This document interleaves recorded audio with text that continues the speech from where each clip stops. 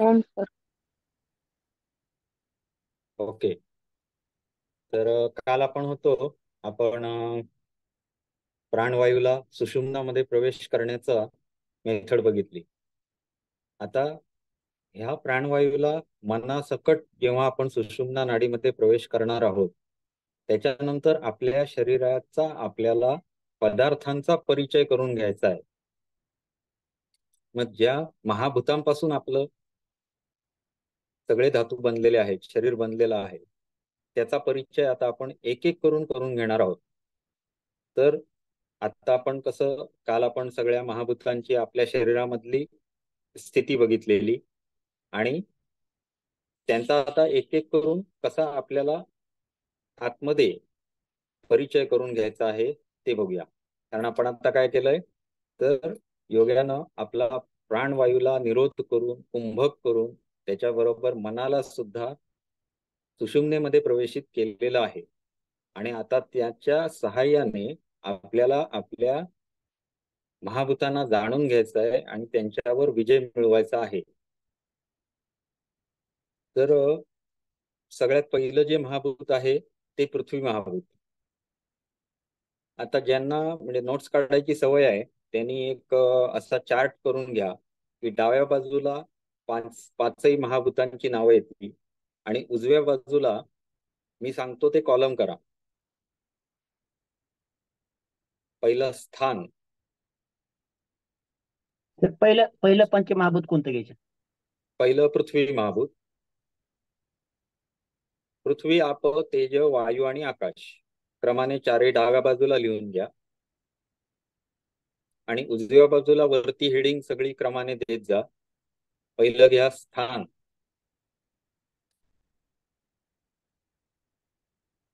दुसरं स्वरूप, तिसरा रंग,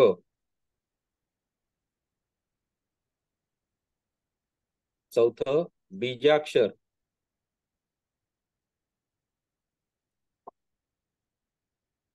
त्यानंतर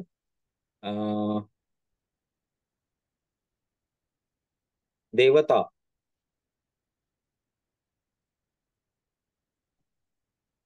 आणि फलश्रुती.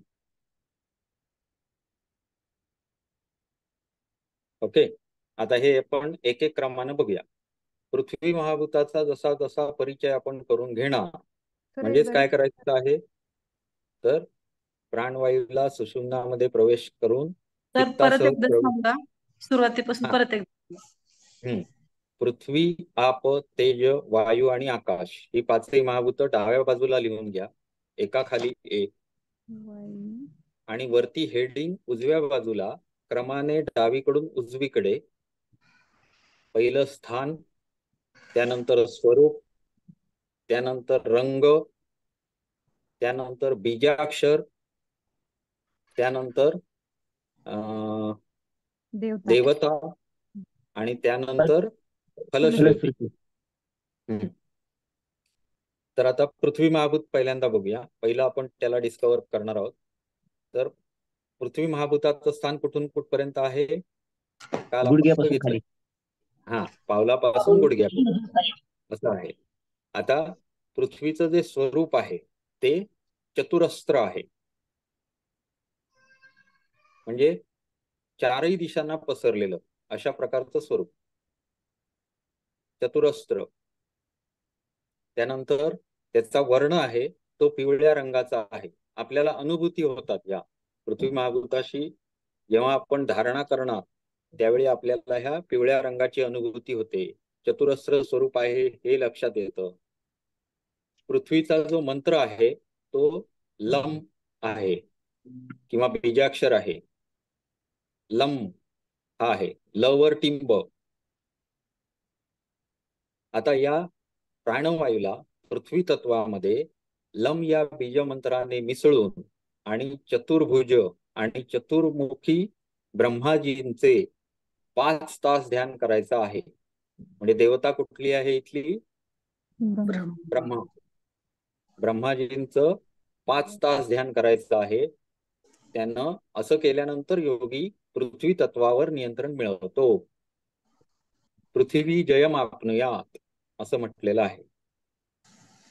आता याचं फलश्रुती काय होणार? पृथ्वी तत्वावर समजा जय मिळवला तर काय होईल? तर आपण असं नेहमी म्हणतो बघा की माणसाचं काय आहे, तो जमिनीतूनच जन्मला आणि पुढे जमिनीतच जाणार असं म्हटलं जातं. जाळला की मनुष्याची राख होते, पुरला तरी तो जमिनीतच जातो. म्हणजे पृथ्वी महाभूत हे आपल्या दृष्टीने जन्म आणि मरण या दोन्हीसाठीच द्योतक आहे सांगणार. मग ते असा योगी जो आता जन्मलेला आहे तो काम करतोय, तर तो जेव्हा तो आपल्या पृथ्वी तत्वावर नियंत्रण मिळवेल तेव्हा त्याला पुढे येणारा मृत्यू हा होत नाही. पृथ्वी तत्वावर नियंत्रण ठेवणारा योगी मृत्यूवर विजय मिळवतो. पुढे आता पुढचं तत्व कुठलं आहे? जलतत्व. गुडघ्यापासून गुदद्वारापर्यंत याचं स्थान आहे कुठल्या? आपमहाभूत किंवा जल महाभूताचं स्थान. आता याचं जे स्वरूप आहे ते चंद्रकोरीच्या आकाराचं आहे. चंद्रकोर आकार त्याचा आणि रंग त्याचा सफेद आहे.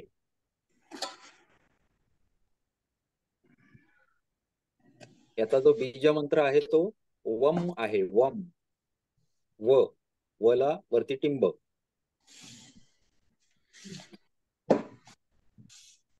वम बीज मंत्रासहित प्राणवायू मिसळल्याने, कशात? जलतत्वामध्ये मिसळल्याने भगवान विष्णूचे 5 तास ध्यान करावे. भगवान विष्णू हा देवता आहे. आता याचे 5 तास ध्यान करावे. आता असं केल्यानंतर काय काय होतं बघा. तर विष्णूचे स्वरूप चतुर्भुज आहे, मुकुट घातलेले आहे, शुद्ध स्फटिकासारखे आहे. चंद्राची उपमा दिलेली आहे, शुद्ध स्फटिकासारखे. विष्णू पिवळ्या रंगाची वस्त्रे परिधान करतात. जलतत्वात ध्यान केल्याने योग्यांना पाण्याचे भय नसते, म्हणजेच पाण्यात बुडून त्यांचा मृत्यू होत नाही, ते पाण्यावर सहज तरंगतात. हे त्याचं फलश्रुती आहे. त्यानंतरचं आहे अग्नितत्व. अग्नितत्वाचं स्थान काय आहे? हृदयापर्यंत, बुधापासून ना हृदयापर्यंत. नाभीपासून कमरेपासून ना गुडघे.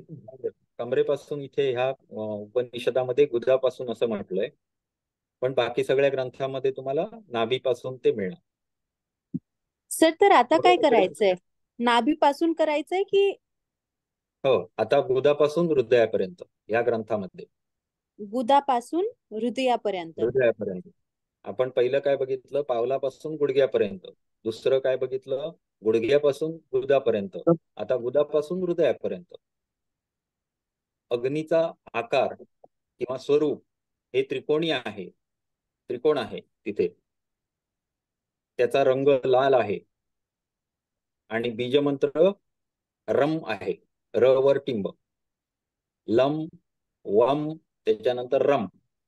वमवर टिंब आहे का सर? र वर टिंब. हो. वम वम वम वदी वर टिंब व आहे वर का? पण टिंब. हा. वम, रम. रम या मंत्रात प्राणवायू मिसळून 5 तास रुद्र किंवा भगवान शिवाचे नियमित ध्यान करणाऱ्या योगीला अग्नी जाळू शकत नाही.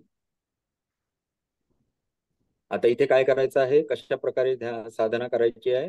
भगवान शिवाचं किंवा रुद्राचं ध्यान करायचं आहे. म्हणजे देवता कुठली आहे? रुद्र किंवा भगवान शिव.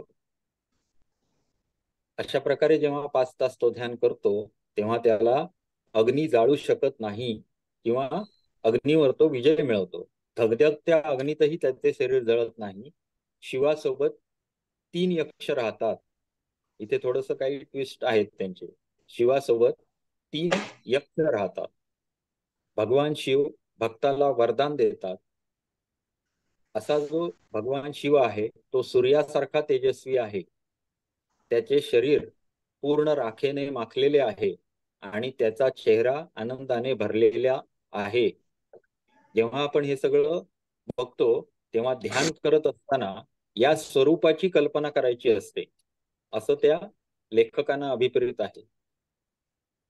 भगवान शिवाचं ध्यान करायचं तर आपल्याला त्याचं स्वरूप थोडंसं जाणणं आवश्यक आहे. ते त्यांनी इथे वर्णन केलेलं आहे. पण देवता कुठली आहे हे महत्वाचं. देवता शिव आहे किंवा रुद्र आहे या अग्नितत्वाची. त्यानंतरच आहे वायुतत्व.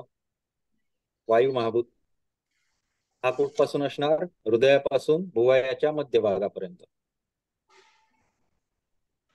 त्याचा आकार षटकोनी आहे आणि रंग काळा आहे. त्याचा बीज मंत्र यम आहे. यम. यला वरती टिंब, म लिहायचा नाही, यला वरती टिंबच लिहायचं.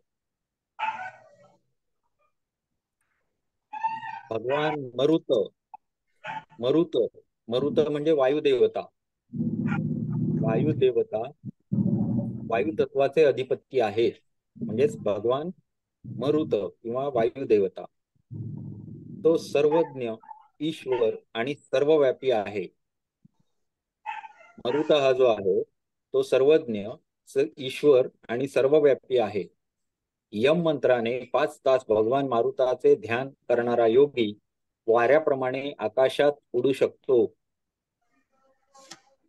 त्याला वाऱ्यापासून मरण येत नाही आणि तो वाऱ्याला घाबरतही नाही. हे त्याचं फलश्रुती झाली. आता पुढचं कुठलं महाभूत? आकाश महाभूत. भुवयांच्या मध्यभागापासून डोक्यापर्यंतची जागा किंवा मूर्धेपर्यंतची जागा याला आपण आकाश महाभूत म्हणतो. त्याचा आकार जो आहे तो गोलाकार आहे आकाशाचा. सर आणि एक सेकंड, याचे स्थान सांगा ना आकाश महातत्वाचे. भुवयांपासून डोक्यापर्यंत, मूर्धेपर्यंत. कशापासून? भुवया, आपल्या 2 भुवया आहेत ना, त्यांच्या मध्यभागापासून डोक्याच्या वरच्या मूर्धेपर्यंत. टाळू म्हणायचं का त्याला? हा, टाळू म्हणू टाळू शकतो. म्हण. हो, चालेल.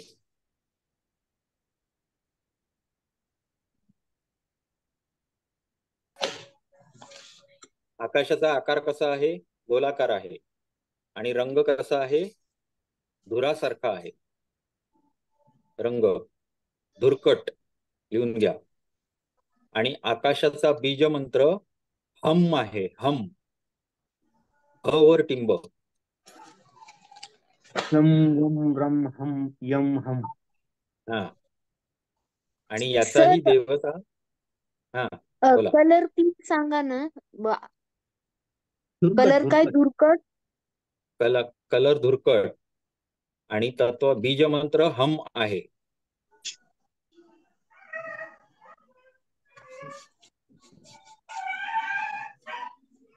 या तत्वाचा देव शंकर आहे.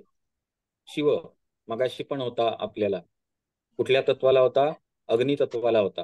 अग्नितत्व आणि आकाश तत्व शिवाचे. हा, शिवाची आहे. पण तिथे रुद्र असं सांगितलेलं आहे त्याचं स्वरूप, आणि इथे शंकर अशा स्वरूपाचं सांगितलेलं आहे. शंकर हे बिंदू रूप म्हणजेच वीर्य रूप आहे. स्वरूप त्याचं म्हणजे शंकराचं स्वरूप कसं असेल, ज्याला आपण ध्यान करणार आहोत तो कसा असेल, तर तो बिंदू रूप किंवा वीर्य रूप आहे. तो महादेव असून आकाशासारखा विस्तीर्ण आहे.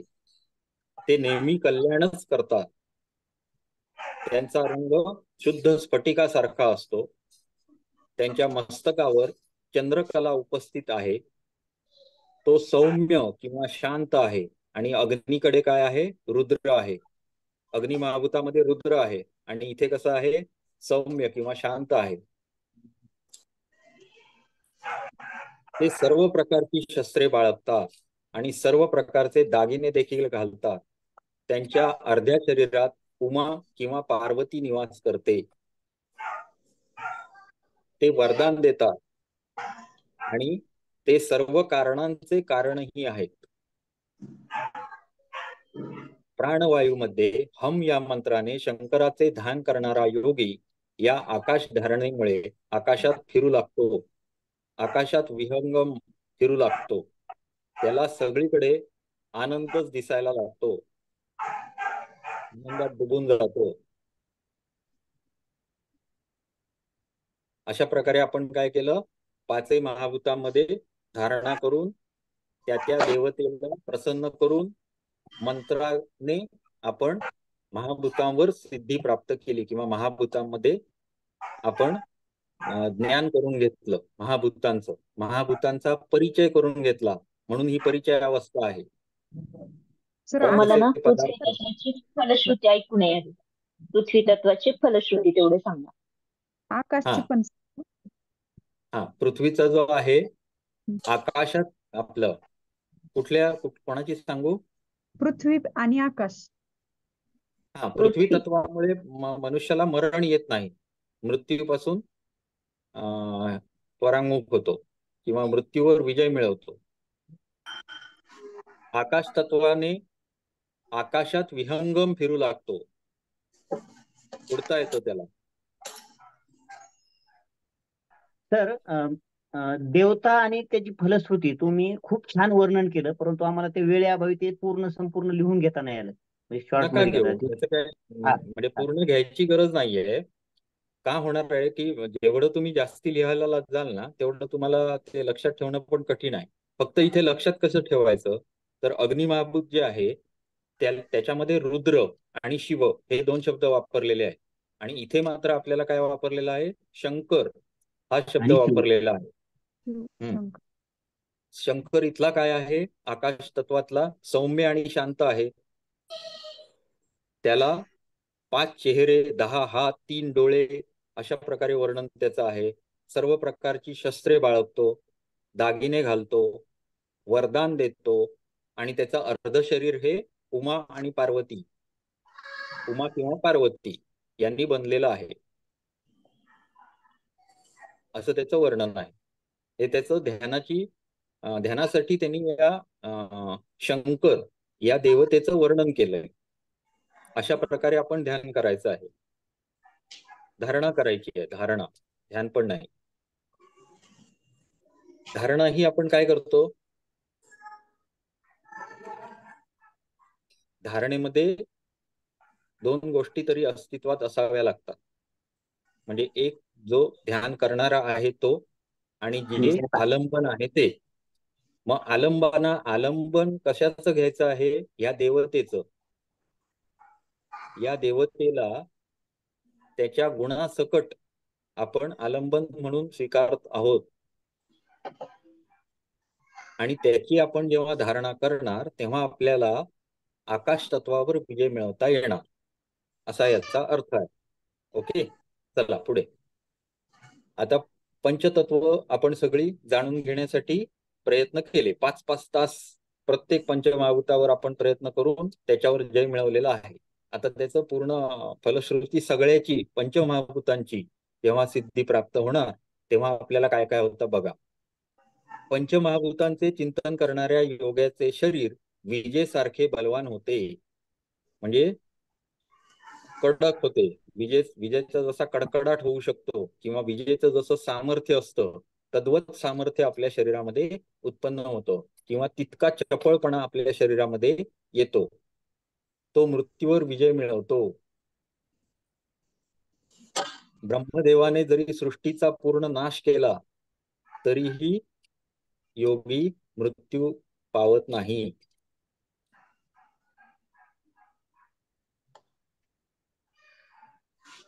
अशा प्रकारे सगुण ध्यानाने त्याला आध्यात्मिक सिद्धी प्राप्त होता. आणि हे सगळं आता कसं झालंय, तर आपले जे पंचमहाभूत आहेत हे, त्याच्यामध्ये आपण सगुण देवांची ध्यान केली बघा सगळे, बरोबर आहे. सगुण, त्यांचे गुणासही, म्हणजे सौम्य आहे, त्याचा चेहरा चंद्रा म्हणजे काय शुभ्र आहे, किंवा शुद्ध स्फटिकासारखा आहे, वगैरे वगैरे. त्यांचे गुणासकट आपण त्यांच्यावर ध्यान केलं किंवा धारणा केली. मग गुणासकट केलेलं आहे ते सगुण ध्यान, बरोबर आहे. आणि जे गुणा व्यतिरिक्त असतं, निर्गुण असतं, ते पण असतं, म्हणजे तत्व, मूळ, की ज्याला कुठल्याही स्वरूप नाही आहे, अशा प्रकारचं जे ध्यान आहे किंवा ज्याच्यामध्ये ध्याता आणि ध्यान हे एकत्रच मिसळून जातात अशी परिस्थिती असते, तेव्हा निर्गुण ब्रह्माचं ध्यान असं आपण त्याला म्हणतो, किंवा परब्रह्माचं ध्यान, परमात्म्याचं ध्यान असं आपण म्हणतो. मग हे जेव्हा आपण करणार, जेव्हा सगुण करणार तेव्हा या सिद्धी प्राप्त होणार आपल्याला सगळ्या. आणि निर्गुण जेव्हा आपण ध्यान करणार तेव्हा आपली समाधी लागते. समाधीची अवस्था जी आहे ते निर्गुण ब्रह्माच्या ध्यानानं आपल्याला मिळते. आता किती दिवसात मिळते? तर निर्गुण ब्रह्माचे ध्यान करायला लागल्यानंतर 12 दिवसात समाधी लागू शकते. व्यवस्थित सांगितलं, दिन द्वादश एकेनैव समाधीं समवाप्नुयात. द्वादश 12 दिवसात समाधी लागू शकते. एक बुद्धिमान योगी वायूवर नियंत्रण ठेवून जीवनमुक्त होतो. आत्मा व परमात्म्याची समावस्था होणे याला समाधी असे म्हणतात. आता मी मागाशीच म्हटलं की जो ध्यान करणारा आहे तो आणि त्याच्या बाबतीत समोर जे आलंबन आहेत ते, या दोन गोष्टी जेव्हा एकच होतात, दोघी अलग राहत नाही अशी परिस्थिती असते, त्याला आपण ध्यान असं म्हणतो. इथे काय झालंय, आत्मा आणि परमात्मा दोघांची अवस्था एकच झाली. कारण काय, आपण शिकलोय परमात्म्याचाच अंश आपल्यामध्ये आहे, बरोबर आहे. ते एक व्हायला काही प्रॉब्लेम आहे का? तर मुळीच नाही. फक्त आपण त्या जीवन बंधनामध्ये अडकलेलो आहोत. या सर्व सृष्टी प्रक्रियेमुळे आपल्या शरीरामध्ये आपण अडकलेलो आहोत. त्याच्यापासून जेव्हा आपण मुक्ती मिळवणार तेव्हा आपण त्या परब्रह्माचाच एक अंश आहे याची जाणीव आपल्याला होणार. तीच ध्यानाची समाधीची अवस्था आहे. तर वायूवर नियंत्रण ठेवून योगी काय होतो? जीवनमुक्त होतो. हा एक शब्द आपल्याला परीक्षेला पण विचारला जातो. जीवनमुक्ताचे वर्णन करा. आता इथे आपल्याला काय काय आहे बघा, म्हणजे ह्या शब्दातून तुम्हाला काय बोध होतो, किंवा आपण जे आतापर्यंत शिकलोय त्याचा याच्याशी काही संबंध लावता येतोय का बघा.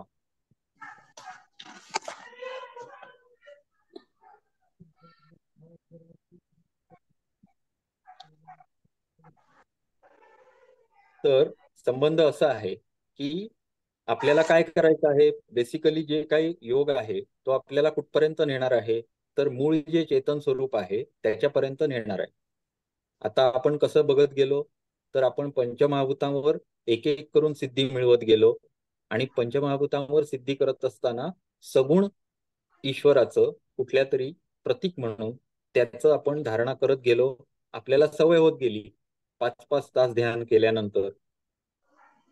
हे झाल्यानंतर आपण पुढच्या स्टेपला गेलो. आता आपल्याला समाधी मिळवायची आहे. मग समाधीमध्ये काय होणं अपेक्षित आहे, तर कुठलंही आलंबन जे आहे त्याच्याशी ध्यान करणाऱ्याने एकरूप होऊन जायचं आहे. मग एकरूप असणारी एकच गोष्ट आहे आणि ती म्हणजे आपल्यातलं चैतन्य आणि परब्रह्म याचाच आपण अंश आहोत. मग एकच गोष्ट जी आपल्यामध्ये कॉमन आहे ती एक होऊच शकते. मग अशी जेव्हा परिस्थिती येते तेव्हा त्याला जीवनमुक्त असं म्हणता येईल. कारण का, तर तो परमात्म्याची जी अवस्था आहे त्या अवस्थेला जाऊन पोचतो. मग तो मनुष्य राहील का? नाही. त्याला सुख दुःख असतील का? नाही. त्याला पंचमहाभूतांची गरज आहे का? नाही. अशा अवस्थेला तो पोचला. मग असा जो असतो तो जीवनमुक्त म्हणवला जातो. असे योगी आपल्या सदेह स्वरूपात अस्तित्वात असू शकतात, आपल्याला कळत नाही. म्हणजे बोलणारा चालणारा एखादा व्यक्ती आपल्या बरोबर बोलत असतो, चालत असतो, फिरत असतो, आपल्या सगळ्या गोष्टींमध्ये सहभाग हसत खेळत असतो, घेत असतो, परंतु तो जीवनमुक्त असू शकतो. मग जीवनमुक्ताची काही लक्षणं आहेत, ती बऱ्याच पुढे तुम्हाला ग्रंथामध्ये येतील, की त्याला सुख दुःखांपासून तो परांमुख असतो. त्याला सुख आणि दुःख एकच असतात. त्याला त्याची तमा नसते की सुख आहे की दुःख आहे. तो प्रत्येक गोष्टीत फक्त सामील होतो, परंतु त्यापासून अलिप्तही राहतो. अशा पद्धतीत त्याचं वागणं असतं. या सगळ्या गोष्टी स्थितप्रज्ञ हा स्थितप्रज्ञ हा स्थितप्रज्ञ हा स्थिर बुद्धी किंवा स्थितप्रज्ञ असं त्याला म्हटलेलं आहे. तर ही अवस्था येणे आणि जीवनमुक्त असणे ह्या शब्दामध्ये कसं साम्य आहे हे तुम्हाला सांगितलं. आता हा जीवनमुक्त झाला म्हणजे त्याला आत्म्याला परमात्म्याला जोडता यायला लागलं. अशा अवस्थेमध्ये योगी पुढे काय करू शकतो, तर तो आपल्या इच्छेनुसार राहू शकतो. आपण डेली जे वागत असतो त्याच्यामध्ये आपल्याला पाप आणि पुण्य याची शिदोरी आपण तयार करत असतो आपल्याच कामानुसार, आपल्या कर्मानुसार. परंतु योगाचं चित्त आपण कुठे सोडलंय बघा मागे. योगाचं मन किंवा चित्त आपण ह्याच्या आधी शिकलो. कुठे सोडलं ते? प्राणवायू बरोबर चित्ताला चैतन्य मिक्स करून आपण सुषुम्नेमध्ये सोडून दिलं. बरोबर आहे. आणि या सर्व महाभूतांना आपण एक एक करून जय करत वरपर्यंत नेलं सुद्धा. आकाशात आपण प्रवेश सुद्धा केला. बरोबर आहे. आकाश महाभूतापर्यंत म्हणजे वरतीपर्यंत गेलो. एकेका महाभूताला जिंकत आपण वरपर्यंत पोहोचलो. आणि इथे आपल्याला कशाची प्राप्ती होणार आहे, तर निर्गुण ब्रह्माची किंवा परमात्म्याची प्राप्ती आपल्याला होणार आहे. मग अशा अवस्थेमध्ये त्याला या शरीराची किंवा शरीरात असलेल्या मनाची कुठलीही तमा नसते किंवा मन त्याचं लयच पावलेलं आहे. अशा व्यक्तीमध्ये सुख आणि दुःख या सर्व गोष्टी समान असतात. अशा व्यक्तीला पाप आणि पुण्याची जी शिदोरी, ज्याला आपण म्हणतो की कर्माशय, ती तयारच होत नाही. कारण ती तयार होण्याची जी जागा आहे ती चित्त आहे. आणि ते चित्त आता अस्तित्वातच नाहीये. त्याचा लययोग झालेला आहे, लय झालेला आहे. अशा अवस्थेमध्ये त्याची जी गाठोडं असतं कर्माशयाचं, ते गाठोडं तयारच होत नाही. त्यामुळे असा जो योगी असतो तो त्या कर्माशयापासून मुक्त असतो. त्यामुळे त्याला परत भोगण्यासारखी काही शिल्लक राहत नाही. म्हणजे कसं, तर मी आज समजा एखादी मुंगी मारली, तर काय केलं? पाप केलं की पुण्य केलं? पाप केलं. मुंगी हा. मार. मग आता मी पाप केलं तर मला, आणि उद्या मी समजा मेलो, तर मला परत जन्म घ्यावा लागणार आणि ते जे पाप केलंय त्याचं प्रायश्चित्त करावं लागणार. त्याचे जे भोग माझ्या वाटेला येतील ते भोग मला भोगावे लागणार. आणि तसंच जर मी एखादं पुण्यकर्म केलं तर त्याच्या स्वरूपानं मिळणारं आनंद सुद्धा भोगण्यासाठी मला परत पृथ्वीवर जन्म घ्यावाच लागेल. या ना त्या स्वरूपात, जी योनी मिळेल त्या स्वरूपात उंदीर बनावं लागेल, कदाचित मुंगी बनावं लागेल. तो आनंद मलाही घेता येणार. जर मी मनुष्य स्वरूपात पुण्य केली असतील तर मला कुठल्या स्वरूपात पुढच्या जन्मात ती भोगावी लागतील याचं गणित आपल्यावर नाही, ते परमात्म्यावर आहे. परंतु आपल्या मुक्त झालेल्या जो योगी आहे त्याच्यामध्ये हे पाप पुण्याचं जे गाठोडं आहे ते बनण्याची क्रियाच नष्ट झालेली आहे. तिथे काही अस्तित्वातच नाही, जागाच अस्तित्वात नाही त्याची. कुठे बनणार? चित्त नाहीच, चित्ताचा लय केलेला आहे. त्यामुळे असा योगी जरी पृथ्वीवर वागत राहिला, बोलत राहिला, हसत राहिला, शिव्या देत राहिला, तरी सुद्धा त्याचं पाप पुण्याचं कर्माशय जे आहे ते बनतच नाही. त्यामुळे तुम्हाला जे योगी असे काही दिसतात की ज्यांना प्रचंड रागावतात, काही योगी तुम्हाला चिली मोडताना दिसतील, काही कुठलं व्यसन करताना दिसतील, किंवा कुठेही गटारात बसलेले दिसतील, कसेही वागत असलेले दिसतील, शिव्या घालताना योगी तुम्हाला दिसतील. हे सर्व जे आहे त्यांचं चित्त जे आहे त्याचा त्यांनी लय केलेला असतो आणि त्याच्यामुळे त्यांना कर्माशय उत्पन्न होत नाही. आता हे सगळी पार्श्वभूमी तुम्हाला सांगण्याचा उद्देश एवढाच आहे की आध्यात्मिक जेव्हा आपण शिक्षण घेतो तेव्हा या सगळ्या गोष्टी आपल्याला जर थोड्याफार प्रमाणात जरी कल्पना त्याची नसली तर मग ते वाचताना आपण कसं बघायला लागतो त्याच्याकडे काय लिहून ठेवलंय या. हे कशाला लक्षात ठेवायचं, ह्याच्यातून काय आपल्याला मिळणार आहे, अशा पद्धतीत लोक त्याच्याकडे बघायला लागतात आणि मग गोंधळ घालतात की बेसिक कन्सेप्ट क्लिअर नसल्यामुळे आपल्याला ते कळत नाही. आणि तत्वज्ञान लय अवघड आहे. हा, तत्वज्ञान लय अवघड आहे. पुढच्यापर्यंत आपण पोहोचवतो ते पुढच्या बॅच मध्ये सगळी घाणेरडी आपली सगळी बरोबर मतं झालं. लादायला सुरुवात करतो. तर ते अशा पद्धतीत कुंभमेळ्यामध्ये कुंभमेळ्यामध्ये जेव्हा ते योगी बघायचो ना, तर तेव्हा ते हम्म कळायचं नाही की नेमकं काय. आता कळलं की हा ते नेमकं कुठून येतं. हा ते मग 12 चित्त तर वर्षाचे मला लय एक होतं हा तेव्हा. तर मला एक ना आता असं एक विचारायचं होतं. तुम्ही काय म्हणताय की पुण्य जरी केलं हं, हम्म तर ते ते सुद्धा आपल्या पुढच्या जन्मामध्ये घेऊ शकतं. पुण्य केलं तरी पण ते हम्म कसं काय येऊ शकते? ते नाही नाही यायला पाहिजे ना, तरी त्यासाठी दुसरा जन्म आता बघा ना, बघा की आपण काय म्हटलं की दोन गोष्टी महत्वाच्या आहेत.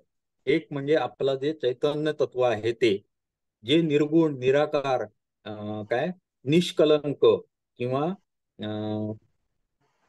केवल किंवा अशा स्वरूपात आहे.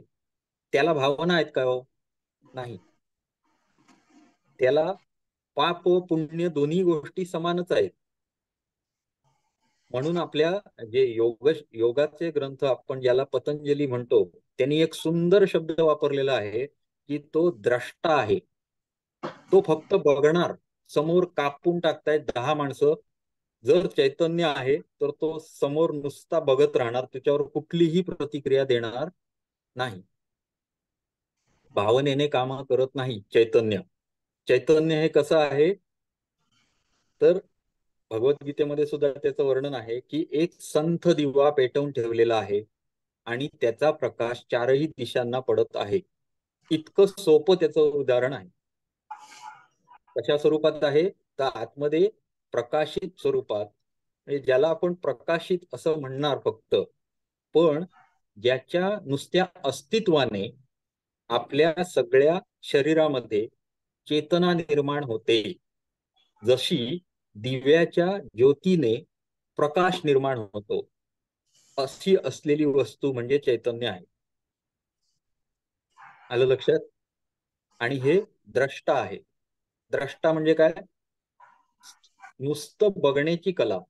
म्हणजे तो आताही माझ्या मनात चाललेले विचार, माझ्या चित्तात उमटणाऱ्या वृत्ती याच्यावर लक्ष ठेवून असणारा पाठीमागे असलेला आत्मा किंवा चैतन्य असं आपण त्याला म्हणतो. आलं लक्षात? संकल्पना अशी आहे. मग आता त्याच्या दृष्टीने जेव्हा तुम्ही द्रष्टा म्हणून एखाद्या गोष्टीला फक्त बघणार की तो कुठली प्रतिक्रिया त्याच्यावर तुम्ही म्हणता की पाप आणि पुण्य कुठून म्हणतात तुम्ही म्हणता, म्हणजे स्वतःला आपल्या चित्तालाच आपण मी म्हणतोय. माझ्या चित्तामध्ये मुंगीला मारलं म्हणून वाईट भावना निर्माण झाली आणि पाप असं आपण त्याला म्हटलं. बरोबर आहे? त्याच्याशी असणारी जी सृष्टीची योजना आहे ती कशी आहे तर हे केल्यानंतर तुम्हाला पाप या कॅटेगरीमध्ये टाकलं जाईल आणि जर तुम्ही एखादी चांगली गोष्ट केली तर त्याला पुण्य या कॅटेगरीमध्ये टाकले जाईल. आणि याची एक गाठोडं संस्कारांच्या स्वरूपात, कर्माच्या स्वरूपात साठवलं जाईल आणि त्याची गोळाबेरीज करून तुम्हाला पुढचा जन्म जो काय मिळेल त्याच्यामध्ये तुम्हाला प्रगती होईल. म्हणजे त्यानुसार तुम्हाला भोग भोगण्यासाठी पुढचा जन्म हा दिलेला आहे. आणि सगळ्या 84 लक्ष योनी आहेत आपल्याकडे असं म्हटलेलं आहे की 84 लक्ष प्रकारचे आपल्याला जन्म मिळू शकतात आणि त्याच्यातला जो सर्वात श्रेष्ठ आहे तो मनुष्य जन्म आहे. कारण का तर आपल्याला आपल्याकडे चित्त ही संकल्पना, भावना ही संकल्पना ही सर्व प्राण्यांच्या पेक्षा जास्ती स्वरूपात आपल्याला दिलेली आहे आणि त्याचबरोबर आपल्याला सद असद विचार करणारी प्रखर बुद्धी पण दिलेली आहे. आणि आपल्यालाच फक्त वेदांचं ज्ञान हे आत्मसात करता येऊ शकतं आणि या मार्गावर आपण चालू पण शकतो. मी मागे एकदा लेक्चरला परवा पण सांगितलेलं की आपलं जे चित्त आहे ते दोनच कामासाठी बनलेलं आहे असं योगदर्शन सांगतं. पहिलं आहे भोग. हे भोग म्हणजे काय तर आपण जे पूर्वजन्मी केलेले पापपुण्य आहेत त्यांना भोगणे.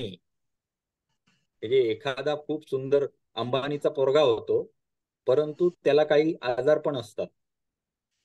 आणि एखादा एकदम गटारात कुठेतरी पैदा होतो आणि तो रावाचा रंकाचा राव होतो, असं पण आपण बघतो. हे सगळं का होतं, तर त्याच्या पूर्वजन्मीच्या सुकृतानुसार, असं त्याचा शब्द वेदांतामध्ये वापरलेला आहे. परंतु आपलं योगशास्त्र आहे, योग दर्शन आहे, पतंजली आहे, त्यांच्यानुसार आपण विचार करायचा या सगळ्या गोष्टींचा. त्यामुळे थोडस वैचारिक बैठक तयार व्हावी म्हणून या सगळ्याचा हे दिला तुम्हाला. कारण हे आता ना तुम्हाला सगळ्या ग्रंथांमध्ये येणार आहे. हळूहळू सगळ्या ग्रंथांमध्ये वेगवेगळ्या पद्धतीनं ह्या गोष्टी येणार आहेत. त्यामुळे हे संकल्पना फक्त क्लिअर करून ठेवल्या. ओके. आता योग्याला हे झालं, काय झालं, परमात्मा आणि आपण एक आहोत असं ज्ञान झालं. कारण त्यानं तेवढं ध्यान केलं निर्गुण ब्रह्माचं आणि त्याला ते मिळालं. योगी मग काय करू शकतो, तर आपल्या इच्छेनुसार वागू शकतो. कारण तो आता काय झालेला आहे, जीवन मुक्त झालेला आहे. कारण जीवन आता त्याचं पापपुण्याच्या गठडीनं चालत नाही. आता तो मुक्त झालाय त्या बंधनापासून. कर्माशयाच्या गाठोड्याप्रमाणे त्याचं जीवन आता चालायचं बंद झालेलं आहे. आता तो स्वतः इच्छेनं आपल्या निर्णय घेऊ शकतो. कसे निर्णय घेऊ शकतो, तर योगीनं स्वेच्छेनं हे शरीर सोडायचं असेल तर तो परब्रह्मामध्ये लीन होतो. समाधी घेणारे लोक आपल्याला माहिती आहेत, अनेक समाधी आपण बघतो. आणि सगळ्यांना परिचयाची म्हणजे ज्ञानेश्वरांची समाधी. बरोबर. या अवस्थेमध्ये जेव्हा तो समाधी घेतो म्हणजे काय करतो, तर स्वतःच शरीराचा त्याग करतो आणि परब्रह्मामध्ये स्वतःला विलीन करतो. त्याच्या जीवनाच्या उत्क्रांतीत म्हणजेच ऊर्ध्वगामी हालचालीत कोणताही अडथळा येत नाही. आता आपण बघितली ऊर्ध्वगामी हालचाल म्हणजे काय, खालपासून वरपर्यंत, पृथ्वी तत्वापासून आकाश तत्वापर्यंत त्याची जी मार्गक्रमण आहे त्याच्यामध्ये कुठलाही अडथळा येत नाही. तो परब्रह्मशी एकरूप असलेलाच होता पहिल्यापासूनच. तो त्या परब्रह्माचा अंश असल्यामुळे तो परत त्याच्याकडे गेल्यानंतर त्याला कुठलाही अडथळा येत नाही. कोणतरी बोलत होते. बोला बोला. सर आता तुम्ही मेन्शन केलंय ज्ञानेश्वर महाराजांच्या समाधीचं, तर त्यांची होती सर संजीवनी समाधी. संजीवन समाधी. संजीवन समाधी, तर ती त्यांनी कशी साध्य केली, म्हणजे संजीवन का, वाय? आता ह्याचं तुम्हाला ना योग दर्शन शिकवताना आपण डिटेलमध्ये घेऊ. आता तुम्ही थोडस ना अगदी सगळ्याच कन्सेप्ट एकदम फटाफट करायला लागला तर डोक्यात खिचडी व्हायची. त्यामुळे तसं नको आय वॉज जस्ट क्युरियस, म्हणून विचारलं. तर त्यांनी सदेह प्राणत्याग केलेला आहे, त्यालाच आपण हे म्हणतो संजीवन समाधी. तर आता इथे आपण काय बघितलं, तर त्याचा आपण जे उत्क्रांती बघितली, पृथ्वी महाभूतापासून आकाश महाभूतापर्यंत गेला आणि तिथून परत वरती गेला परमात्म्यापर्यंत. वरती म्हणजे काय, तर हे ह्याच्या वरती, की ह्या शरीराच्या वरती ऊर्ध्व दिशेनं तो गेलेला आहे. बरोबर आहे. त्यामुळे आपण त्याला ऊर्ध्व गती असं आपण म्हणतो, कारण पृथ्वीपासून आपण सुरुवात केली आणि वरपर्यंत गेलो. ओके. आता बघा, जर त्याला शरीर सोडायचं असेल तर तो परब्रह्मामध्ये विलीन होईल, आणि जर त्याला नसेल सोडायचं तर तो काय होईल, तर त्याला ह्या सगळ्या सिद्धी प्राप्त तर झालेल्या आहेत. पंचमहाभूतावर त्यानं विजय मिळालेला आहे. त्याला अणिमा महिमा आदी सगळ्या सिद्धी ज्या आपण अष्टसिद्धी म्हणतो, कोणाला पाठ आहेत का? म्हणा. अणिमा गरिमा महिमा लघिमा प्राप्य प्राकप्य वशित्व ईशित्व वशित्व. तर या अष्टसिद्धी ज्या आहेत त्या त्याला प्राप्त होतात, त्यांचा तो वापर करू शकतो. आणि तो जेव्हा पाहिजे तेव्हा अवतरित होतो, जेव्हा नाही तेव्हा नको म्हणतो. म्हणजे उदाहरणार्थ आपल्याला जर श्रीपाद श्रीवल्लभांचं चरित्र बघितलं तर ते म्हणजे झोपायला माहूरगडावर जायचे, जेवायला अजून कुठेतरी जायचे, अशा पद्धतीत त्यांचा संसारामध्ये येऱ्याझाऱ्या चालू असायच्या. मग हे कशाने सिद्ध होतं, तर यांच्यासाठी काळ हा बाधा राहत नाही. याचा विचार करण्या आपल्याला कैवल्यपाद जो आहे पतंजली योगसूत्रामध्ये, हे सगळं डीप मध्ये आपल्याला येणार आहे त्यावेळी. पण याही गोष्टींचा विचार इथे झालेला आहे, नुसतं नाही. याला सगळ्याला लॉजिक आहे. मी एक डॉक्टर असून सायंटिफिक विचार करू शकत असून या सर्व गोष्टींचा लॉजिकली विचार पण केलेला आहे. म्हणूनच मी इकडे आज तुम्हाला शिकवायला बसलेलो आहे. त्यामुळे माझ्या प्रयत्नांना तुम्ही यश द्याल याची मला खात्री आहे. म्हणून मी हे अगदी डॉक्टर असून हाच विषय निवडलाय शिकवण्यासाठी. त्यामुळे थोडंसं लक्ष देऊन आपण या सगळ्या गोष्टी, परत आपण व्हिडिओ बघू शकतो, व्हिडिओ पण सेव्ह केलेले आहेत. त्यामुळे कन्सेप्ट नसतील पाठी जाऊन परत व्हिडिओ बघा, त्याच्याशिवाय ते आपल्या डोक्यात पण बसत नाही. ओके. कधी कधी सर तो मी स्वतःच्या ना इच्छेने. हा बोला. सर मी जस्ट मी म्हणजे एक 15 दिवसापूर्वी जस्ट एक पॉडकास्ट वर ऐकलं होतं की एक योगी होता, तर त्यांनी म्हणजे जे काही रिसर्चर जे होते त्याला भूल दिली आणि त्याच्याकडून सगळी खरी माहिती काढून घेतली होती. तर त्यांचं असं म्हणणं होतं की त्या योगीचं की तो सतयुगापासूनचा आहे आणि तो आतापर्यंत आहे. मग हे खरंच असेल ना सर, जर तुम्ही हे सगळं सांगत असाल तर? तो आता बघा सतयुगापासून आहे. आता बघा की ज्या योग्याचं चित्त नष्ट झालंय असा योगीच सिद्ध प्राप्ती करू शकतो. आपल्याला 100% माहिती आहे की चित्त लय झाल्याशिवाय त्याला सिद्धी प्राप्त होतील का ह्या सगळ्या? नाही. नाही. मृत्यूवर विजय मिळवायला त्याला पृथ्वी तत्वावर विजय मिळवायला पाहिजे. आताच हो. आपण बघितलं त्याच्यामध्ये चित्ताचा लय आपल्याला करायलाच पाहिजे. हम्म. मग अशा योगाच्या चित्तामध्ये कायच नाही आहे, ते काढलं कुठून त्याला भूल देऊन? ओके. हा. त्याच्यामुळे असल्या कुठल्या हे सगळं फॅन्टसी तयार करतात.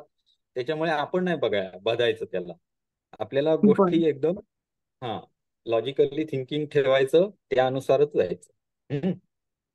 अच्छा. तर आता अणिमा गणित म्हणजे ह्या ज्या सिद्धी आहेत त्याचा वापर करून योगी पाहिजे तेव्हा अवतरित होऊ शकतो, पाहिजे तेव्हा गायब पण होऊ शकतो. ओके. कारण तो सूक्ष्म चैतन्यामध्ये चैतन्य अवस्थेमध्ये आपलं अस्तित्व दाखवू शकतो. किंवा तो आकाशगमन सिद्धी त्याला झालेली आहे, इकडून तिकडे वाऱ्यासारखा फिरू शकतो. अणिमा गरिमा तर आहेतच, सगळ्या सिद्धी त्याच्या बरोबर आहेत. त्यांचा वापर करून तो काही गोष्टी करू शकतो. आता ह्या काय काय करू शकतो ते लिहिलंय की असे योगी अस्तित्वात असतात, आपल्याला कदाचित दिसत नसतील. आलं लक्षात? कदाचित पतंजली ऋषी आता मी शिकवतोय आणि माझ्या समोर बसलेले पण असतील. काय बोलतोय काय माहिती, असू शकतं, मे बी.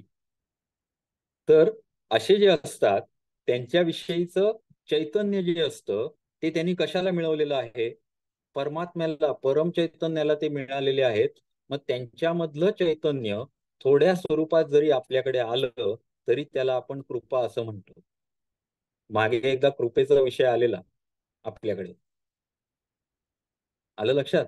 सर्व सृष्टीमध्ये असलेलं चैतन्य एकच आहे हे आपण मागे बघितलं. परमात्म्याचा अंश म्हणजे चैतन्य, आणि ते सगळीकडे आहे. आणि जे परमात्म्याला जाऊन मिळालेले आहेत असे योगी, त्यांच्या चैतन्यामध्ये किती शक्ती असेल, प्रखर किती असेल, आणि त्याचा जेव्हा आपल्याला स्पर्श होतो, ज्याला आपण म्हणतो कृपा झाली असं म्हटलं जातं, ते अशा स्वरूपात आहे. किंवा दीक्षा दिली म्हणजे काय, तर त्यांचं जे चैतन्य आहे त्याचा काही अंश त्यांनी आपल्यामध्ये प्रसारित केला. अशा स्वरूपात जे काय होतं गोष्टी त्या घडल्या जातात. आता चैतन्य ही गोष्ट मागेपासून मी का तुम्हाला अधोरेखित करत होतो याचा आता तुम्हाला जाणीव झाली असेल की चैतन्य याच्यापासून वेगळं आहे आणि त्रिगुणांपासून सगळी सृष्टी बनलेली आहे. आपलं शरीर पण पंचमहाभूत त्रिगुणांपासूनच बनलेलं आहे, वगैरे वगैरे. हे जे मी परत परत ठासून सांगत होतो त्याचं कारण हे आहे की आपल्याला मुक्त व्हायचं आहे. कशापासून? त्रिगुणांपासून. सगळं त्रिगुणा बिगुण सगळं बाजूला टाकायचं आणि चैतन्य म्हणजे मी आहे ही अस्तित्वाची जाणीव आपल्याला झाली पाहिजे. याला म्हटलेलं आहे मुक्त होणे. ओके, जीवन मुक्त होणे. आता तो काय काय करू शकतो बघा, त्याच्याकडे भरपूर सिद्धी प्राप्त झाल्यात. मग आता तो कधी कधी तो स्वतःच्या इच्छेने देव बनतो, स्वतःच्या इच्छेने. म्हणजे काय, तर समजा मी कुठेतरी प्रचंड श्रद्धा ठेवून एखादं काम केलं, तर विश्व चैतन्याला त्याला प्रतिसाद द्यावाच लागेल. कारण तू माणसानं चैतन्यानं ती गोष्ट केलेली आहे, आपल्या आंतरिक ऊर्जेनं केलेली गोष्ट आहे. त्याला ईश्वर हा प्रतिसादच देतो, त्याला करावं लागतं. मग अशा परिस्थितीमध्ये पुंडलिक बाहेर विटेवर उभा राहिला, विठ्ठल आला आणि बाहेर विटेवर उभा राहिला. ही कथा आपल्याला माहिती आहे. मग हे कसं झालं, तर त्याचा चैतन्यानं दिलेला, त्या पुंडलिकाला दिलेला हे आहे काय, प्रतिसाद आहे तो. तसंच काही चमत्कार घडतात. प्रचंड श्रद्धेनं जर एखादी गोष्ट एखाद्या माणसानं केली तर ती तशी घडू शकते. ती का घडते, तर एखादा चैतन्य योगी जो चैतन्य स्वरूप आहे ती तो घडवून आणतो तुमच्यासाठी. अलग लक्षात, घडवून आणतो तुमच्यासाठी. आणि पुराणामध्ये ज्या गोष्टी सांगितलेल्या आहेत, ज्या आपल्याला अविश्वसनीय वाटतात, की एखाद्याचा कुठल्या राजाचा मुलगा मृत पावला, मग त्याला त्यांनी ऋषी आले आणि त्यांनी जिवंत केला, अशी आपल्याला उदाहरणं पुराणामध्ये भरपूर ठिकाणी कथा विथा दिसतात. मग त्या कशा होत असतील, तर चैतन्य स्वरूप त्याच्यातल्या फक्त चैतन्य निघून गेलेलं आहे, ते चैतन्य त्याचं परत आणून ठेवणे एवढंच काम आहे. सर, तुम्ही ज्या गोष्टी सांगताय त्या गजानन महाराजाच्या विजय ग्रंथामध्ये साक्षात, म्हणजे तुमचं ऐकतेय तर मला असं वाटतंय की गजानन महाराज विजय ग्रंथ वाचला मी, तर ही सगळे म्हणजे लक्षणं हे गजानन आपल्याला महाराजांमध्ये दिसतात. आता इथे तुम्ही वाचलात म्हणजे श्रद्धा ठेवून वाचलात, बरोबर आहे. परंतु त्याला जेव्हा ज्ञानाची जोड देणार तुम्ही, तेव्हा आणखी त्याला, म्हणजे आपले जे कोश आहेत, पंचकोश, त्याच्यामधला जो विज्ञानमय कोश आहे, तो आता आम्ही बलवत्तर, जसं तुम्ही MA होत जाणार तसा तो विज्ञान कोश जो आहे, विज्ञानमय कोश, तो आपण बलवत्तर करणार आहोत. आणि त्याला या विज्ञानमय कोशाची पण जोड येणार आहे श्रद्धेबरोबर. आणि मग तुमचं साधना जी आहे ती नुसती शारीरिक नाही आहे, हे लक्षात घ्या. अष्टांग योगामधलं फक्त आसन आणि प्राणायाम केले म्हणजे झालं असं नाही आहे. नुसत्या श्रद्धेनं सुद्धा योगी प्राप्त करू शकतो. मार्ग अनेक आहेत, परंतु त्याच्यातले या मार्गावर चालल्यावर कसं काय होणार याची आपल्याला माहिती असली पाहिजे. आणि या ग्रंथात सुद्धा सुरुवातीला काय सांगितलंय त्यांनी, नुसतं नॉलेज घेऊन काही उपयोग नाही. क्रिया जो करत नाही त्याला योग सिद्ध होत नाही. आणि जो नुसत्या क्रिया करतो, शास्त्र वाचत नाही, त्याला पण योग सिद्ध होत नाही. बरोबर, हे अगदी क्लिअर त्यांनी सांगून ठेवलेलं आहे. दोन्ही गोष्टी आपल्याला करायला लागणार. पण असं काहीतरी आपल्याला वाटायला लागतं की खूपच कठीण काहीतरी आहे, प्रचंड आपल्याला काहीतरी करावं लागेल, असं नाही आहे. आपण एखादं, जेव्हा तुम्ही ठरवलेलं की मी 10वीत इतके टक्के मार्क मिळवणार, बऱ्याच जणांनी तेवढे पाडून दाखवले ना. म्हणजे आपल्यामध्ये प्रत्येकामध्ये जे चैतन्य आहे ते वेगळं नाहीच आहे, हे पण या ग्रंथामध्ये सांगितलेलं आहे. म्हटल्यानंतर आपण प्रत्येक जण तशा प्रकारे प्रयत्न करू शकतो, हेही तितकंच सत्य आहे. बरोबर. चला, मेन विषयापासून आपण भरकटत राहतो, कारण आपल्याला हे संपवायचं आहे, आपलं संपत नाहीये. अजून 2 उपनिषद आपल्याकडे आहेत. तर कधी कधी तो स्वतःच्या इच्छेने देव बनतो आणि स्वर्गात आनंदाने राहतो. क्षणार्धात त्याच्या इच्छेनुसार तो मनुष्य, यक्ष, सिंह, वाघ, हत्ती किंवा घोडा बनू शकतो. अनेक शरीरे धारण करू शकतो. तो महेश्वर किंवा योगीच्या रूपाने आपल्या इच्छेनुसार वागतो, आपल्या इच्छेनुसार वागतो, शिव्या घालतो, आशीर्वाद पण देतो आपल्या इच्छेनुसार. योगींचे विविध जातींमध्ये किंवा विविध योन्यांमध्ये येणे किंवा जाणे हे त्यांच्या योगाभ्यासातील फरकामुळे ते करू शकतात. परंतु योगाभ्यासाचे मुख्य परिणाम जो आहे योगाभ्यासाचा, तो म्हणजे कैवल्य प्राप्ती आहे. कैवल्य प्राप्ती म्हणजे परमात्मा प्राप्ती, जी सर्व योगींना किंवा जे योगी आपण जे आता सिद्धी केली, त्याच्यानंतर आपण जे समाधीपर्यंत पोचलो, त्या सर्व योग्यांना कैवल्य प्राप्ती होते. म्हणजेच मुक्ती मिळते. आलं लक्षात? एक सिद्ध योगी या जगामध्ये प्रलयापर्यंत राहू शकतो. जीवन मुक्त जो आहे तो या जगामध्ये प्रलयापर्यंत राहू शकतो. पृथ्वी नष्ट होईपर्यंत, सर्व जग नष्ट होईपर्यंत तो राहू शकतो आणि त्याला जन्म मृत्यूचं बंधन नसतं. तो या सिद्धींचा वापर करून जगात राहू शकतो. आता इथे एक श्लोक आलाय की ज्याच्यामध्ये त्यांनी असं म्हटलंय की आपण जर विचार केला तर आपण सगळे वायू, 5 वायू जे बघितले त्याच्यामध्ये प्राणवायू अधोमार्गाने आहे, अपान वायू खालून बाहेर पडतो, त्यानंतर व्यान वायू आपल्या सगळ्या शरीरात तिर्यक गतीनं जातो आणि समान वायू आपल्या अग्नीच्या जवळ असतो. मग ह्या उदान वायूचा काय उपयोग आहे? उदान वायूला आपल्याला खोकला येणे, शिंक येणे, थुंकणे, या सगळ्या क्रिया बाहेर टाकण्याच्या ज्या आहेत, वरून वमन होणे, या सगळ्या उदान वायूनं होतात. त्याच्याबरोबर उदान वायूचा आध्यात्मिक उपयोग आपल्याला वरच्या दिशेने हे सगळं नेण्यासाठी आहे. आपण जो महाखग तयार केला, ज्याच्यात प्राणवायू अपानवायू मिक्स केले, त्याच्यात चित्त लय केला आणि ते सगळं कुंडलिनी मार्गे कुंडलिनीला वर नेण्याचा प्रयत्न केला. हे जे प्रयत्न केला तो वर नेण्याचं काम कोणी केलं? उदान वायूने केलं. सर, हे प्राणानंतर उपप्राणाचे प्रकार आहेत, ते उदान वायूचेच प्रकार म्हणायचे का पूर्ण प्राणाचे म्हणायचे? नाही, आता प्रत्येक प्राणाचा उपप्राण आहे. आलं का लक्षात? उपप्राण हे मेन प्राण जे आहेत आपले पंचप्राण, त्याचे उपप्राण आहेत. आता त्यांना नावं दिलेली आहेत.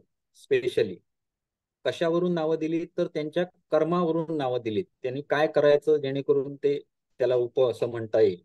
पण बेसिक जो आहे वायू ते 5च आहेत. त्यामुळे तुम्ही 5 लक्षात ठेवलेत म्हणून काहीही फरक पडत नाही. उपप्राण नाही लक्षात, परीक्षेला मात्र लक्षात पाहिजे, त्याच्यात काय वाद नाही. पण पंचप्राण हेच महत्वाचे आहे. त्यातला उदान जो आहे तो आपली काय घडवतो? उत्क्रांती घडवतो. शब्द बघा किती सिमिलर आहे. उदान वायू आपली उत्क्रांती घडवतो. उत म्हणजे वर, वरच्या दिशेने आपल्याला नेतो. ओके, त्यामुळे उत्क्रांतीसाठी आवश्यक असणारा वायू कुठला? उदान वायू. आणि या सगळ्या उपनिषदांमध्ये हे सेम गोष्ट आहे सांगितलेली. छांदोग्य उपनिषदामध्ये आहे, बृहदारण्यक उपनिषदामध्ये आहे, कौशातकी ब्राह्मणोपनिषदामध्ये आहे. या सगळ्या गोष्टी ठिकाणी उदान वायूनं आपल्याला या सगळ्या वरती नेण्याची क्रिया करायची आहे, हे व्यवस्थित सांगितलेलं आहे. ठीक आहे, आता आपण वरतीच नेणार आहोत हे नक्की आहे. पण एखाद्या योगामध्ये कुठे पण जायला लागेल ना. असं पण होऊ शकतं की आपण काय करायला चाललोय काय, तर पहिल्यांदा पृथ्वी महाभूताला जिंकू, मग त्याच्यावरती असलेल्या जलमहाभूताला जिंकू, मग त्याच्यावरती असणाऱ्या अग्नीला जिंकू, असं आपण वरती जाऊ. पण एखाद्याचं जर समजा आपण मूलधाराला धरून धारणा केली, लम शब्दानं करायला लागलो, पण मन विचलित झालं आणि ते खालच्या दिशेनेच वायूनं न्यायला लागला, अपान वायू जास्ती प्रवृत्त झाला आणि खालीच जायला लागलं, असं व्हायला लागलं तर काय होईल? मग त्याच्यासाठी त्यांनी काही क्रिया सांगितल्या, ज्याला आपण मुद्रा म्हणतो, बंध म्हणतो, या क्रिया सांगितल्या. इथे त्यांचा वापर करायचा आहे की आपल्याला जी एनर्जी आपल्याला ज्या दिशेने न्यायची आहे त्याच्या जर दुसरीकडे जायला लागली तर त्याला बंद घालणे, बांध घालणे किंवा त्याला परत रिडायरेक्ट करणे, या सगळ्या गोष्टींसाठी बंध आणि मुद्रा यांचा आपल्याकडे उल्लेख केलेला आहे. मग त्या मुद्रा इथे सांगितलेल्या आहेत काही, त्या बघूया. पहिली आहे महाबंध. आता इथे मुद्रा असा कुठेही शब्द महाबंधाच्या बाबतीत नाहीये. आपल्याला तिकडे हठयोग प्रदीपिकेमध्ये वगैरे महावेद मुद्रा, महाबंध हे सगळं आपल्याला बघायला मिळतं. इथे जे सांगितलंय तेच मी आज तुम्हाला सांगणार आहे. ओके, इथे काय सांगितलंय? महाबंधाची लक्षणे. डाव्या पायाची टाच सिवनीच्या भागावर ठेवायची, त्यानंतर उजवा पाय सरळ समोर सोडायचा आणि उजव्या पायाचं पाऊल दोन्ही हातांनी पकडायचं समोर वाकून, आणि हनवटी मानेच्या खाली जी खोबण आहे त्याच्यात घट्ट रुतवायची, म्हणजेच काय करायचा, जालंधर बंद लावायचा. आता हे काही जणांना समजेल न समजेल म्हणून मी इथे एक फोटो काढून ठेवलाय, एक दाखवून तुम्हाला बघा पटकन. दिसतोय का? दिसतोय का सांगा? हो सर. हो दिसतोय सर. हा फोटो बघा. ह्याच्यामध्ये कसं केलंय त्यानं, एक पाय दुमडून घेतलाय आणि तो शिवणीपर्यंत त्याची टाच लावलेली आहे. इथे जी टाच लावली ती शिवणीपर्यंत लावलेली आहे. दुसरा पाय समोर ठेवलाय आणि त्याला हातानं पकडलंय आणि मान खोबणी रुतवलेली आहे. हे सगळं जे आहे, हे जी क्रिया आहे याला आपण काय म्हणतो, महामुद्रा. ओके, एक मिनिट हा, जरा सेट करतो परत एकदा.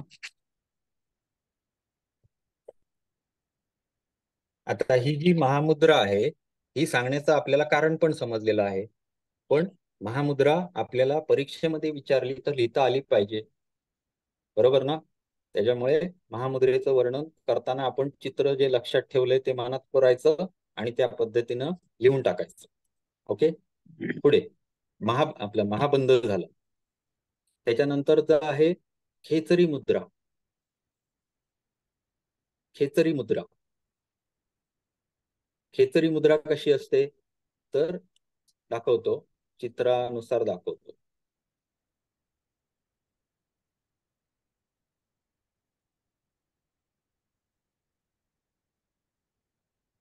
आता इथे बघा, दिसतंय का चित्र? हो सर. हो.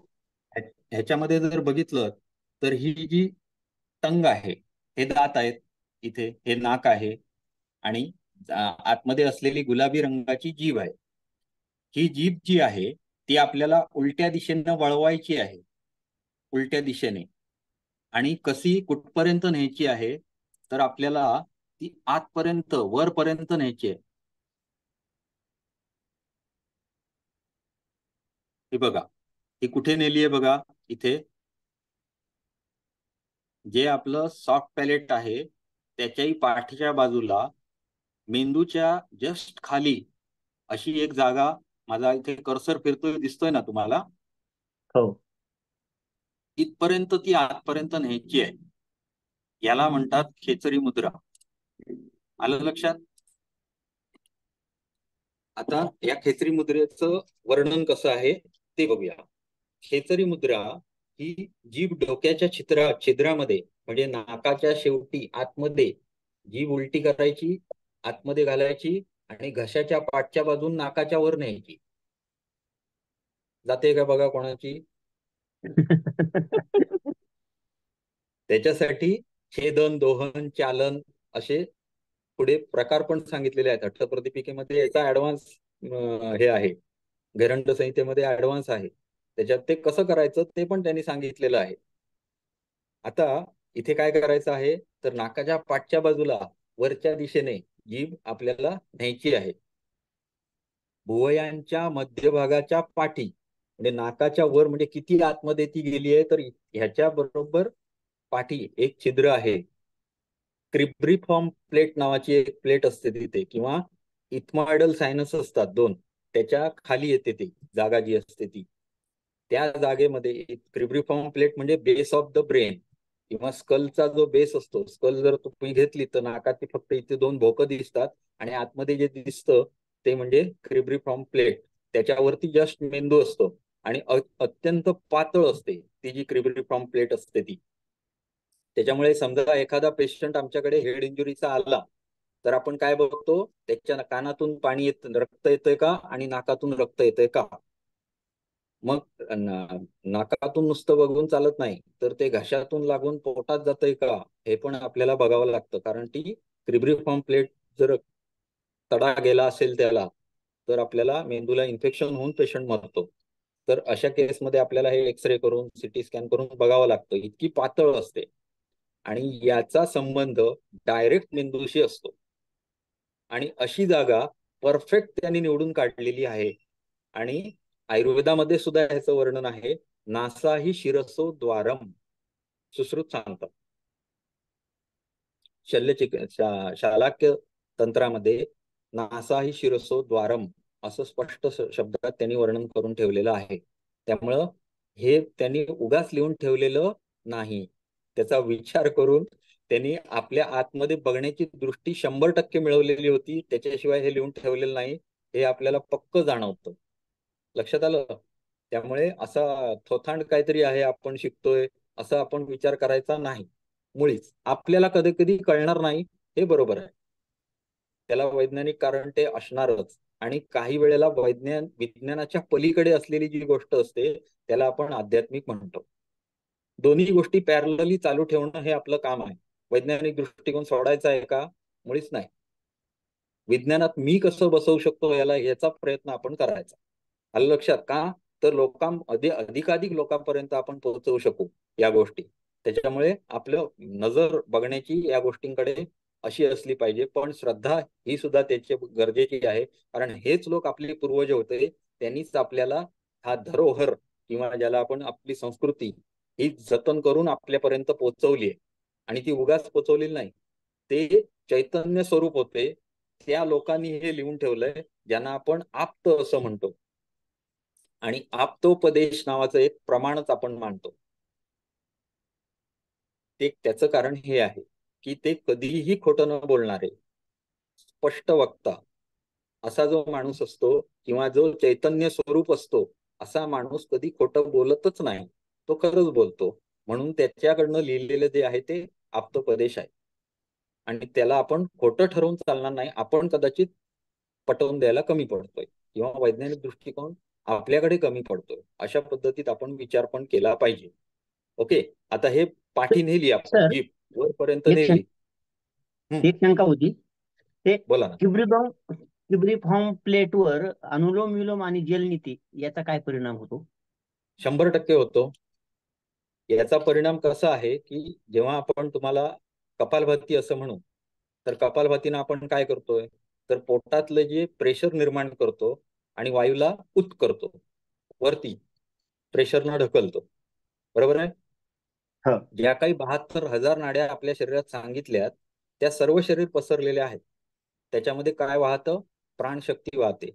त्या सगळ्या प्राणशक्तीला आपण कुठल्या मार्गाला ढकलतो? वरच्या मार्गाला ढकलतो. बरोबर आहे?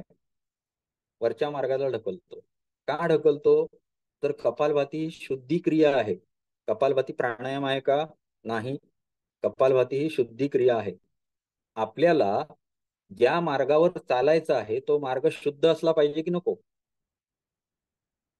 आपल्याला खालून वरपर्यंत जायचं आहे, जो महापथ आहे खालून वरपर्यंत पार करायचा आहे, तो सगळ्या मार्गाने शुद्ध असणं आवश्यक आहे. म्हणून आपण त्यातल्या सगळ्या ज्या अशुद्धी आहेत त्या काढण्यासाठी त्याच्यामध्ये फोर्सफुली आपल्याला गोष्टी पाठवायच्या आहेत पुढे. म्हणून तो शुद्ध ठेवण्यासाठी आपल्याला कपालभातीचा उपयोग होतो. आलं लक्षात? आता हे याच्या दृष्टीनं सायंटिफिकली जेव्हा बघायला जाणार तेव्हा आपल्याला कपालभाती केल्यानंतर काय होतं, तर डोक्यात झिंझिण्या येतात. होतं की नाही? डोक्यात झिंझिण्या येतात, कपाळावर बारीक घाम यायला लागतो. आपल्याला घाम येण्याचं लक्षण कधी निर्माण होतं? आतून काहीतरी फोर्सनं बाहेर टाकलं तर रक्तातलं पाणी बाहेर काढण्याची क्रिया आहे थोडक्यात. बरोबर आहे? गरम डोकं व्हायला लागतं, जाणवतं की तिथे रक्तपुरवठा वाढतोय. हे सगळं आपल्याला लक्षणं दिसतात. मग ही जी लक्षणं दिसतात त्याच्यावरून आपण जाणवू शकतो. किंवा कपालभातीवर तर आज तुम्ही सायंटिफिक रिसर्च काढलात तर कैवल्यधाम लोणावल्याचा सायंटिफिक रिसर्च पेपर तुम्हाला बघायला मिळू शकतो की याच्यावर परिणाम होतो, कसा होतो, काय काय होतं, सगळं बघायला मिळू शकतं. त्याच्यावर सायंटिफिक रिसर्च झालेला आहे. चला पुढे जाऊया आपण. आपण जीभ आतमध्ये नेली, वरपर्यंत नेली. आता ही ती जे छिद्र आहे किंवा जे भोक आहे, आपण जेथे जीभ नेलेली आहे, 2 भुवयांच्या पाठच्या बाजूला जे भोक आहे क्रिब्रिफॉर्म प्लेटच्या तिथे आवाज खालच्या येत नाहीये बाजूला. सर. हा, आवाज येतोय? हा येतो येतो. ओके, येतोय का बघा? हो सर. ओके. तर आपण ते वरच्या दिशेने नेली जीभ आणि तिथे नेल्यानंतर काय काय होतं तर ती हळूहळू वर सरकते आणि भुवयांच्या मध्यभागावर पोचते. जिभेच्या मुळाशी असलेला जिभेच्या मुळाशी आपल्याला एक फ्रेन्युलम म्हणतो आपण त्याला, किंवा जीभ ही खालच्या बाजूला चिकटलेली असते. तिथे एक पातळ पडदा असतो. तो पातळ पडदा कापून जिभेला आपल्याला वरती नेता येऊ शकतं, कारण त्याचा आतमध्ये जाण्याचा जो मार्ग आहे तो सुकर होऊ शकतो. तर हे कापावं असं यांनी इथे पण सांगितलंय. आणि हाताच्या बोटांनी जीभ ओढून गायीसारखी आपल्याला दोहन करायचं आहे त्याचं. छेदन झालं, कापली जीभ खालच्या बाजूनं, त्याच्यानंतर त्या गायीच्या याच्यासारखी ओढून ओढून ती लांब करायची आहे आणि ती तिथपर्यंत पोचेल एवढी लांब करायची आहे. आणि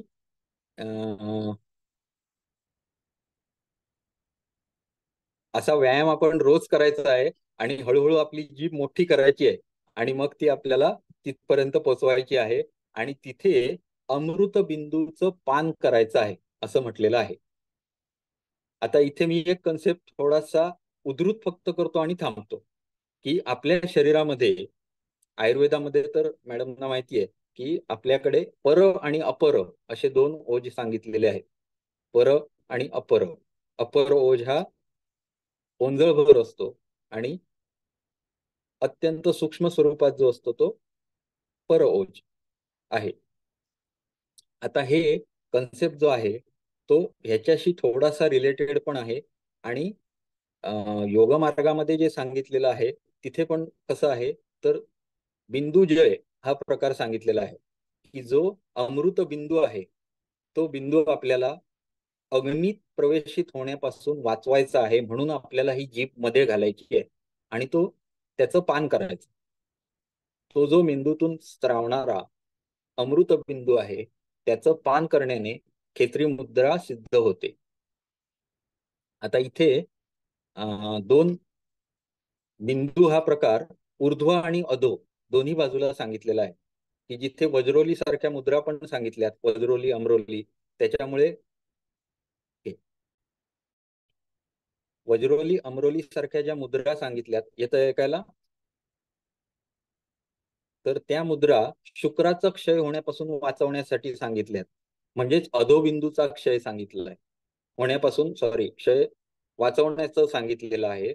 आणि तसाच हा वरच्या दिशेला असणारा अमृत बिंदू त्याचा क्षय पण आपल्याला वाचवायचा आहे. ओके, ही कन्सेप्ट आहे. ही नंतर आपल्याला जसं पुढे जाईल आपलं करिक्युलम तसं व्यवस्थित स्वरूपात येईल. तर आज आपल्याला बराच वेळ झालेला आहे, आपण इथे थांबूया. सर्वांना हरिओम. थँक्यू हरिओम सर. सर.